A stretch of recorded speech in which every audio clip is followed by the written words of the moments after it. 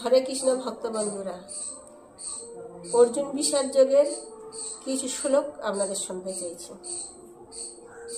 অর্জুন শ্রীকৃষ্ণকে গোবিন্দ নামে সম্বোধন করছেন কেন, সেই কথা আপনাকে ভেঙে বলতে চাই। কৃষ্ণ গো অর্থাৎ গরুর ইন্দ্রিয়গুলোকে আনন্দ দান করে। এখানে ইন্দ্রিয় মানে হচ্ছে যে আমরা সুখ, কি খাবো, কি মাখবো, কি পরবো, এই সুখকে বলা হয় ইন্দ্রিয়।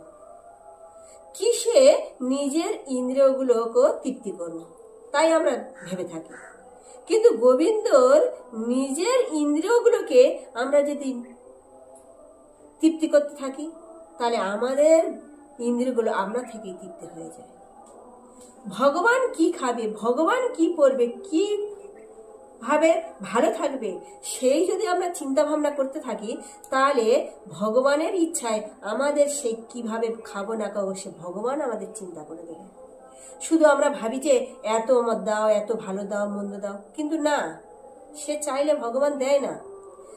আমার চাইতে হবে যে ভগবান কিভাবে ভালো থাকবে, ভালো খাবে, ভালো মাখবে, এই ভাবি যদি, তাহলে ভগবান নিজেই থেকে আমাদের সেই অসম্পূর্ণ জায়গাটা পূর্ণ করে দিয়ে দেবে, আমাদের ভালো লাগবে।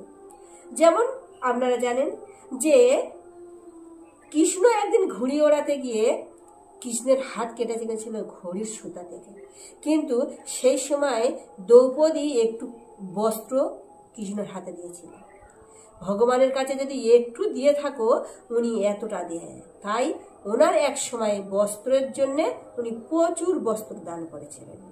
তাই গোবিন্দ কিভাবে ভালো থাকে আমরা সেইভাবে চেষ্টা করব, তাহলে আমরা থেকে আমাদের ভগবান সেই কৃপা করবে।